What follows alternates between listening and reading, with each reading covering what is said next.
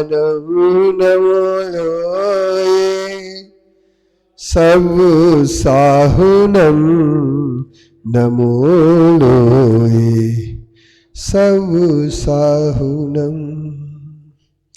एसो पंच नमो यारो शव पावपणाशुनो मंगलानं च सर्वेशं परमं हवे मंगलम्। मुक्ता मुक्तैकरूपोया कर्म भी संविदादिना अक्षयं परमात्मानं ज्ञानमूर्तिं नमामि तम्। बोले पंच परमेष्टि भगवान की जय। आचार्य कुंद कुंद गुरुदेव की जय। आचार्य गुरु श्री विद्यासागर मुनि महाराज की, मुनि श्री कुंथु सागर महाराज की जय।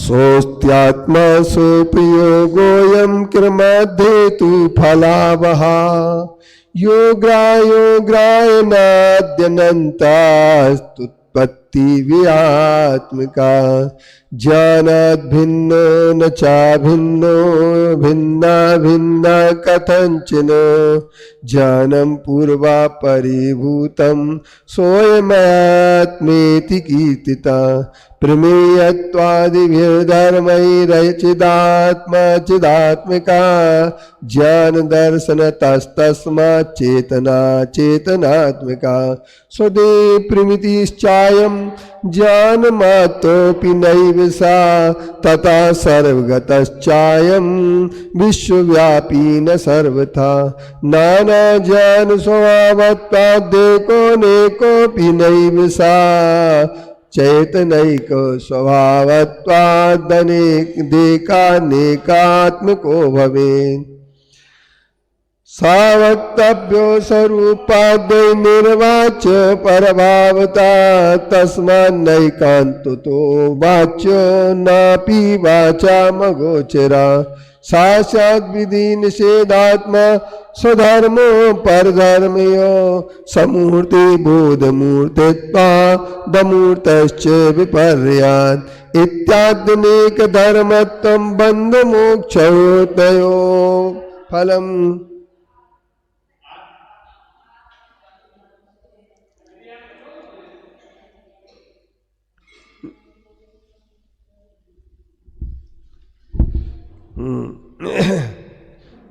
चलिए, आत्मा स्वीकृते तत्तत् कारणे स्वयमेव तु कर्ताया कर्मणां मोक्ता तत्फलानां स एव तु वैरुन्तरूपायाभ्यां तेषां मुक्तत्वमेव हि सद्दष्टिज्ञानचारित्वमुपाया स्वात्मलब्धे तत्त्वे याथात्मस्वस्थित्वमात्मनो दर्शनं स्मृतं यथावद् वस्तु निर्णीति सम्यज्ञानं प्रदीपवत् तत्स्वार्थ व्यवसायात्मा कथंचित् प्रमिते पृथक् दर्शन ज्ञान पर्यायेषु उत्तरोत्तर भाविषु स्थूमालम्बनं यद्वा माध्यस्थं सुख दुःखयोः ज्ञाता दृष्टायमेकोऽहं सुखे दुःखे न चापरा इतीदं भावना दार्ढ्यं चारित्वमथवा परम् यदेतन्मूलहेतो स्यात् कारणं सहकारकम्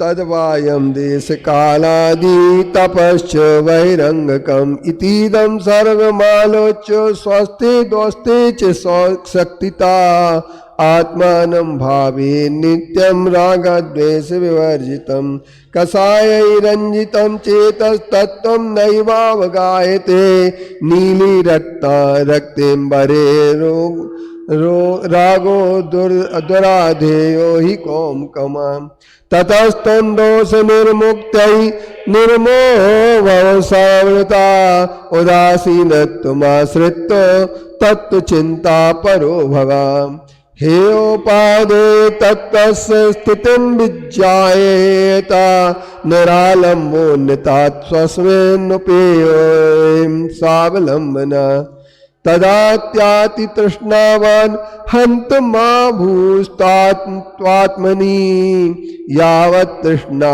प्रवृत्तिस्ते तावन् मोक्षं न यास्यसि मोक्षेऽपि यस्य काञ्चा सा मोक्षमधिगच्छति इत्युक्त्वा तथान्वेषी कांक्षा न क्वापि योज्येत् स्वपरमं चेति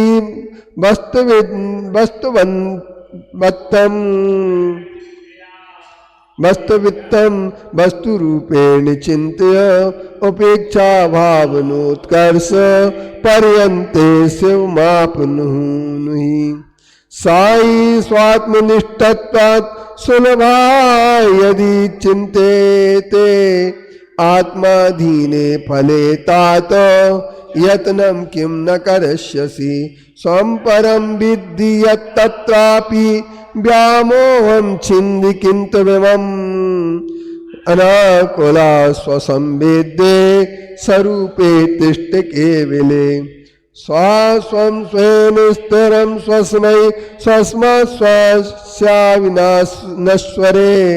स्वस्मिन् ध्यात्वा लभेत्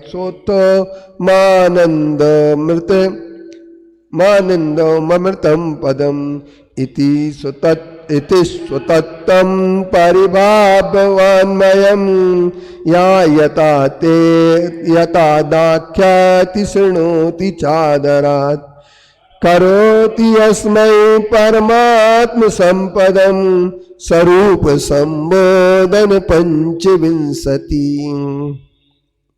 ये हमारा स्वरूप संबोधन नामक ग्रंथ का पाठ हुआ। 25 श्लोकों में एक इंद्रवर्जा छंद, ऐसे 26 छंदों में ये निबद्ध किया गया है। यहाँ पर आज कहते हैं नाना ज्ञान स्वभावत्वात् देखो नेकोपि नैव सा चेतनैको स्वभावत्वात्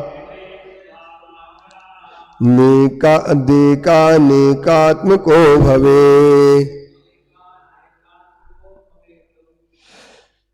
नाना ज्ञान स्वभावत्वात्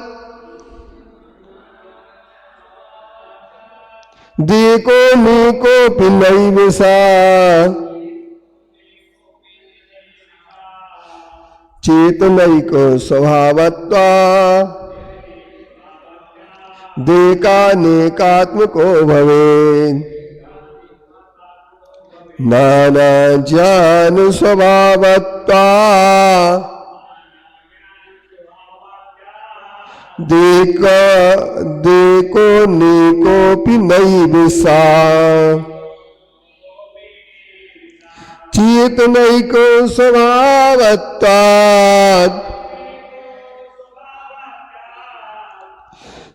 देकानेकात्मको भवेत्। यहाँ पर आचार्य अकलंक देव प्रस्तुत ग्रंथ स्वरूप संबोधन में ज्ञान स्वभाव की नानापना होने से, ज्ञान के नानापने के स्वभाव होने से अनेक एक और अनेक भी नैव सा, वह एक भी नहीं होता, एक होता है अनेक नहीं होता है, और एक और अनेक भी नहीं होता है। न एक भी अकेला एक है और न अकेला अनेक है। तो नाना स्वभाव ज्ञान के जो होते हैं उनमें चेतन एक स्वभाव होने से एक रूप है, और अन्य स्वभावों की अपेक्षा से अनेक स्वरूप भी यह आत्मा होता है। एक ही आत्मा के अनेक स्वभाव होते हैं। तो आचार्यों ने ये कहा है कि एक आत्मा के नाना ज्ञान स्वभाव है। नाना ज्ञान का मतलब संसार में जितने पदार्थ हैं उन सब पदार्थों का ज्ञान कर सकते हैं। इस ज्ञान का ज्ञान करना ही मनोविज्ञान है। ज्ञान की प्रक्रिया, ज्ञान का अध्ययन जो विज्ञान करता है वो मनोविज्ञान कहलाता है। तो जैन दर्शन ने भी ज्ञान का अध्ययन किया है और ज्ञान की प्रक्रिया को लोग कहते हैं कि संवेदनाएं स्नायु तंत्र से चलती हैं। जीव विज्ञान का ही कहना है। तो जीव विज्ञान का जब कहना है, लेकिन जैन दर्शन का कहना है कि जो हमारा ज्ञान है वह ज्ञान अपनी आत्मा से पदार्थ के संपर्क में आने के बाद जो ज्ञान उत्पन्न होता है वह ज्ञान नाना पदार्थ होने से नाना स्वभाव का हो जाता है। जैसे स्फटिक मणि है या प्रिज्म है कोई, और प्रिज्म के सामने लाल फूल जाएगा तो पूरा का पूरा प्रिज्म लाल रंग में बदल जाता है ना। और पीला जाएगा तो वो पीले में बदल जाता है, काला चला जाए तो वो पूरा प्रिज्म काला हो जाता है। ठीक इसी तरीके से हमारी आत्मा के सामने जैसे गेय जाते हैं उन गेयों के अनुसार ज्ञान होता है, और गेयों के अनुसार ज्ञान होने के कारण से गेय में, ज्ञान और गेय के बीच में एक बात है खास। गेय ज्ञान नहीं कराता है, गेय ज्ञान नहीं कराता है, फिर ज्ञान कौन कराता है?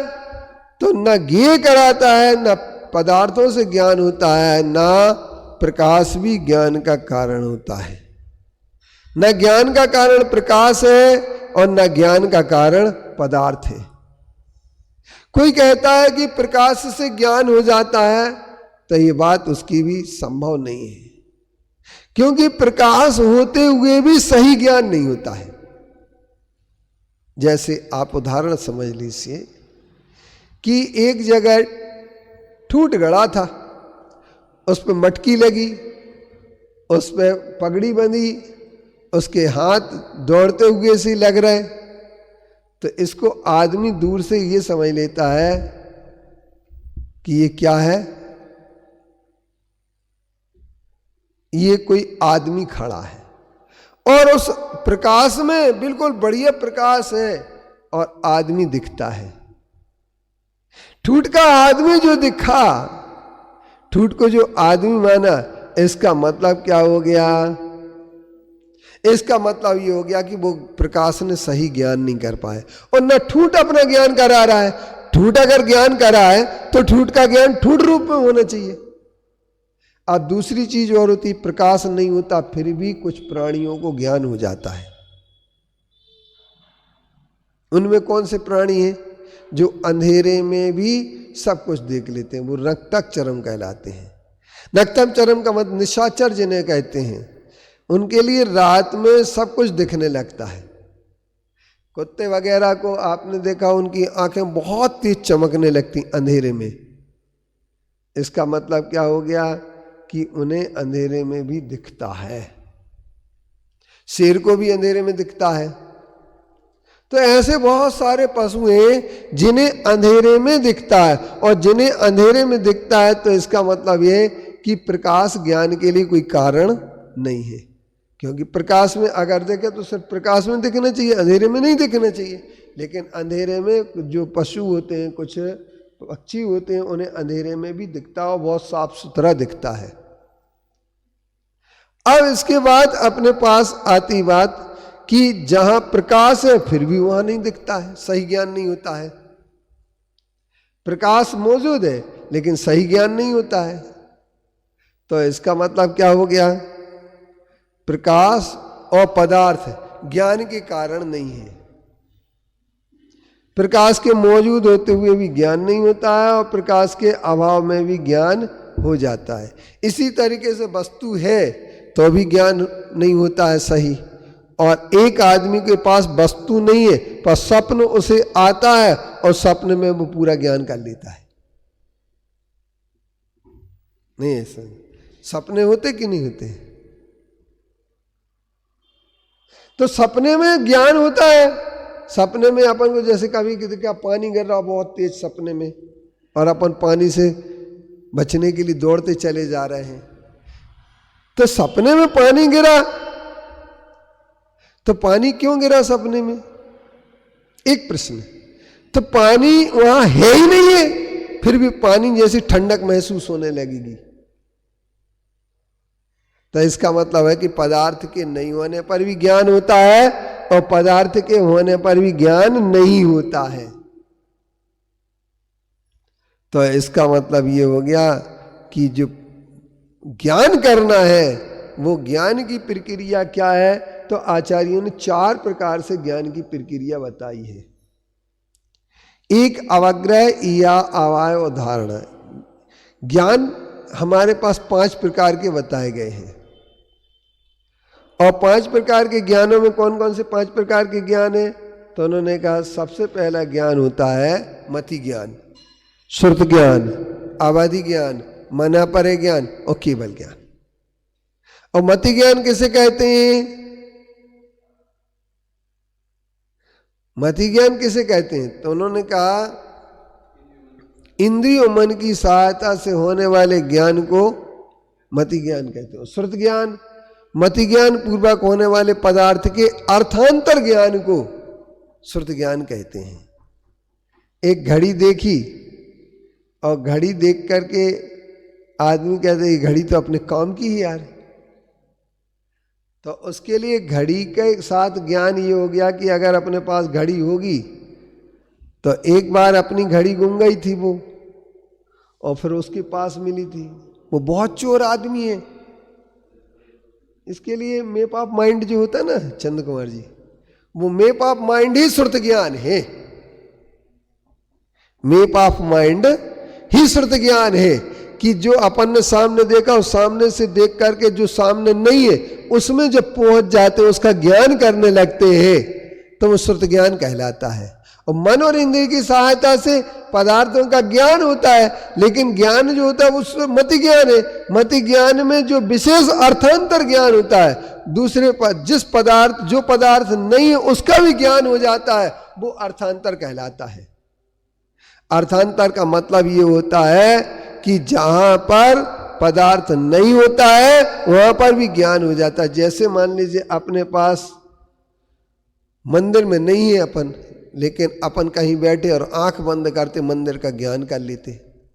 अपन शिखर जी में नहीं बैठे, लेकिन यहां से बैठे बैठे शिखर जी की पासना टोक का पूरा दर्शन कर लेते। अपन आंख बंद करिए, आपके लिए पूरी पासना टोक का दर्शन हो जाएगा। जिसके पास सही श्रद्धा होती है यहां बैठे बैठे हम शिखर जी के दर्शन कर सकते हैं, और कई लोग शिखर जी में जाकर के भी शिखर जी के दर्शन नहीं कर सकते। इसका मतलब क्या हो गया? इसका मतलब ये हुआ कि जो पदार्थ का ज्ञान है वो मति ज्ञान और श्रुत ज्ञान, ये 2 परोक्ष ज्ञान है। ये परोक्ष ज्ञान क्यों है? क्योंकि ये इंद्रियों मन की सहायता से ही होते हैं दोनों ज्ञान। तो श्रुत ज्ञान में तो हुआ नहीं, वो तो मति ज्ञान के बाद हुआ।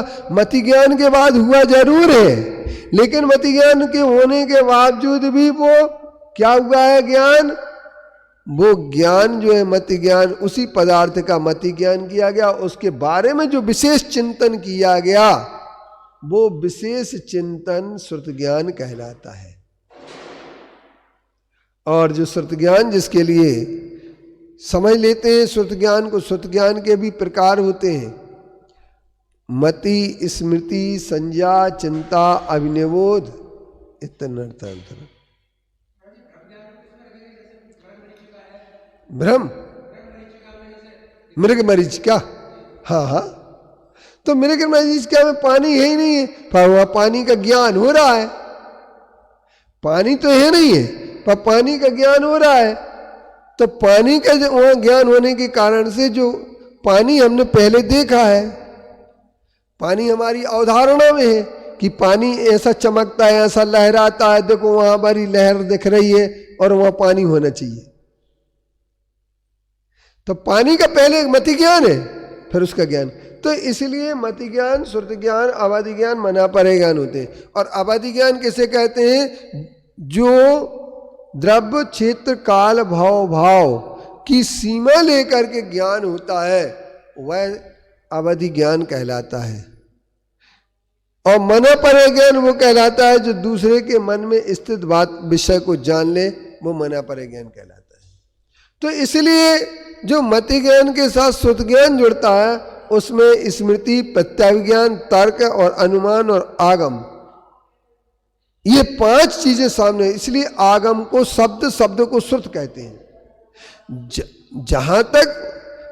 जहां से शब्द शुरू होता है,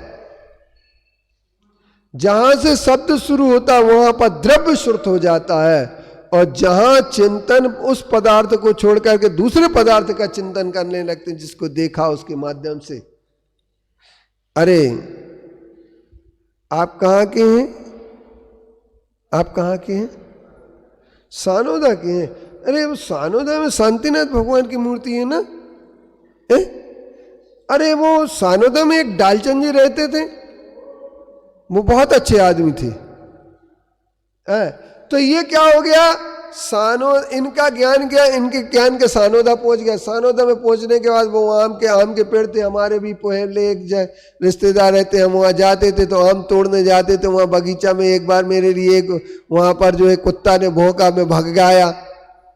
ये सब क्या हो गया? सत ज्ञान हो गया स्मृति के साथ। अब ये बहुत अच्छा आदमी है, आदमी का ज्ञान किया पर बहुत अच्छा आदमी है, ये जो ज्ञान आ गया ये श्रुत ज्ञान। तो एक ज्ञान अनेक रूप में, पदार्थ अनेक होने के कारण से ज्ञान भी अनेक हो जाता है, और नहीं तो ज्ञान एक है। नहीं समझे? कितनी चीजों का ज्ञान करते आप? एको ब्रह्मा द्वितीयो नास्ति, एक है ब्रह्म है, दूसरा कोई नहीं है। तो ज्ञान एक रूप ही होगा। जब एक ही ब्रह्म है तो ज्ञान एक ही रूप होना चाहिए। लेकिन ज्ञान तो अनेक रूप में होता है और अनेक प्रकार का ज्ञान होता है, और जो अनेक प्रकार का ज्ञान होता है वह एक की रूप में भी है और ज्ञान अनेक रूप में ही है। और ज्ञान के एक और अनेक 2 रूप हो जाते हैं। न सर्वथा एक रूप है, न सर्वथा अनेक रूप है। यदि सर्वथा ज्ञान एक रूप हो जाए, यदि ज्ञान सर्वथा एक रूप हो जाए तो क्या होगा? तो ये होगा कि हम जगत के पदार्थों का कोई ज्ञान नहीं कर पाएंगे और राग द्वेष की उत्पत्ति नहीं होगी और मोक्ष हो जाएगा।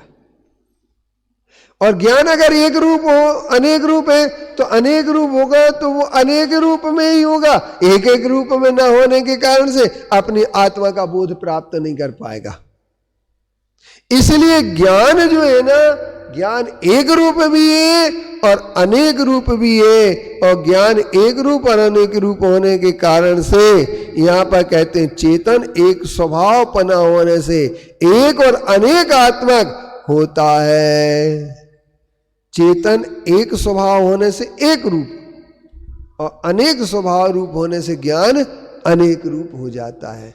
तो ये बात समझने की इसलिए है क्योंकि हमारे भारत को छोड़ करके भारत के आगे भी लोग सोच रहे हैं, लोग चिंतन करते हैं, उस चिंतन को लिखते हैं। अरस्तु ने अपनी तरीके से सोचा और सुकरात ने अपने तरीके से सोचा, प्लेटो ने अपने तरीके से सोचा और पाइथागोरस ने अपने तरीके से सोचा। ये भारत के आगे भी दर्शन की पद्धति है, लेकिन भारत के आगे दर्शन की पद्धति होने के कारण से हमारे लिए बात सोचने की आवश्यकता है कि वो दर्शन क्या होता है। तो दर्शन क्या होता है उसका नाम आपको समझना पड़ेगा, उस पर आपको विचार करना पड़ेगा, उस पर आपको चिंतन करना पड़ेगा कि ये दर्शन क्या। तो इसलिए अपन ये कह सकते हैं कि सारे के सारे पदार्थ जो है एक रूप होने के कारण से, आत्मा के चेतन एक रूप होने से आत्मा का ज्ञान भी एक रूप होता है और आत्मा का ज्ञान अनेक रूप होता है। तो आत्मा का ज्ञान एक और अनेक रूप भी हो जाता है, न सर्वथा एक रूप होता है न सर्वथा अनेक रूप होता है। क्योंकि ज्ञान ज्ञान ही है, एक केवल ज्ञान हो जाता है।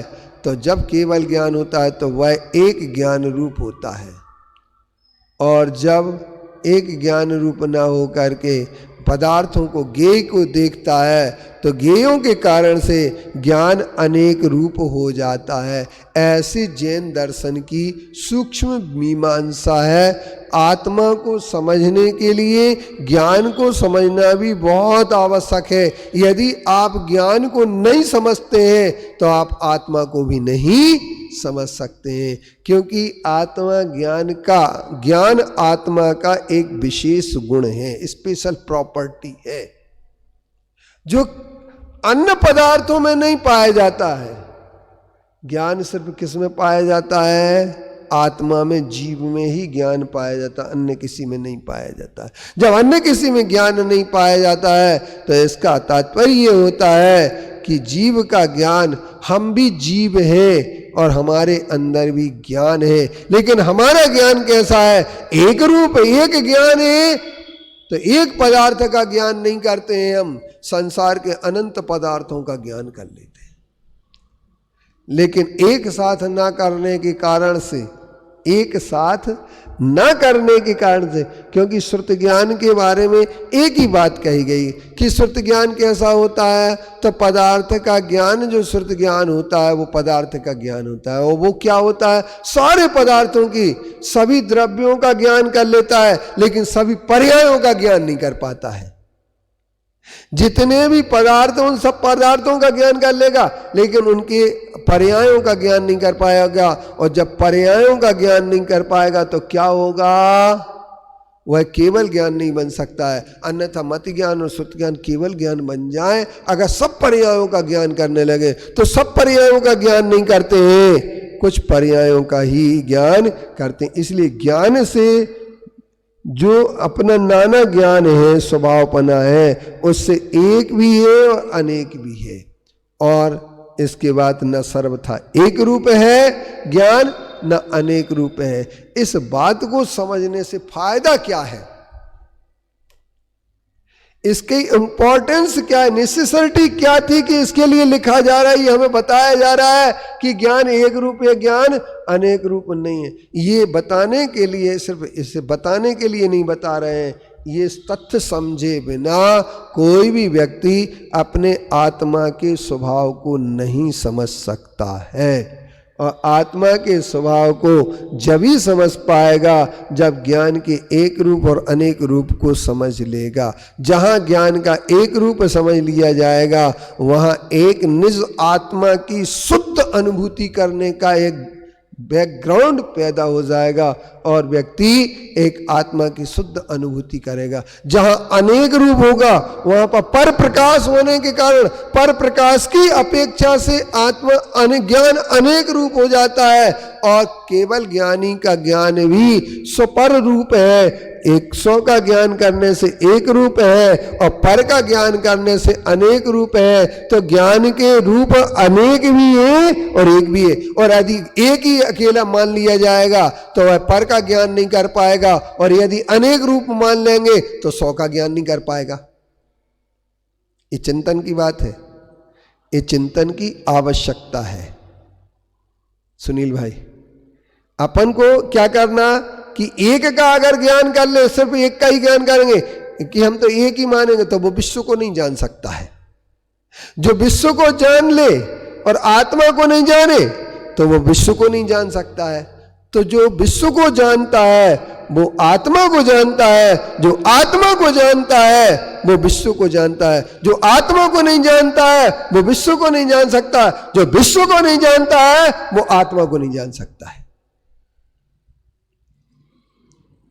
इसीलिए ये आचार्य अमृत चंद्र देव ने और आचार्य कुंद देव ने प्रवचन सार की 48वीं गाथा ज्ञान अधिकार की में ये बात बहुत अच्छे तरीके से स्पष्ट कर दी कि जो विश्व को जानता है वो आत्मा को जानता है, जो आत्मा को जानता है वही विश्व को जानता है, जो विश्व को नहीं जानता वो आत्मा को नहीं जान सकता, जो आत्मा को नहीं जानता वो विश्व को नहीं जान सकता। इसलिए ज्ञान एक स्वभाव अनेक स्वभावी है। ये बात यहाँ पर स्वरूप संबोधन ग्रंथ में स्पष्ट कर रहे हैं। ऐसा नहीं है कि बिना प्रयोजन की कोई बात लिखी गई हो, इसके पीछे उनका सोच है, इसके पीछे उनका प्रयोजन है और इसी प्रयोजन के कारण से ही यहाँ पर लिखा गया। अब देखिए इसका हम लोग अनुवाद को देखते हैं, छठवें काव्य के अनुवाद में कैसा क्या आया है।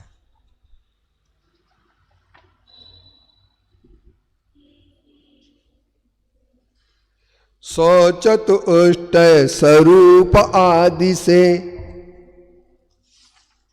आत्म छठमा कहाँ गया यार, छूट गया।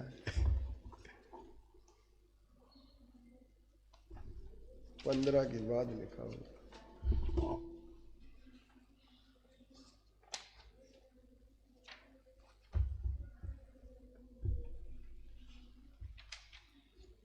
नाना ज्ञान स्वभाव पने से आत्म रूप अनेक दिखे, यह अनेक रूपों में रहकर चेतन एक स्वभाव रहे। आत्म एक अनेक स्वभावी अनेकांत से सिद्ध रहा, अजर अमर अविनाशी चेतन ज्ञाता दृष्टा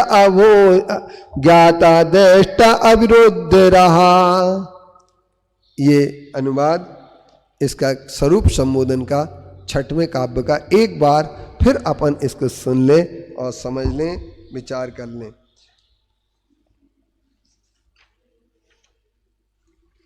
ज्ञान नाना ज्ञान स्वभाव पने से आत्म रूप अनेक दिखे, यह अनेक रूपों में रहकर चेतन एक स्वभाव रहे।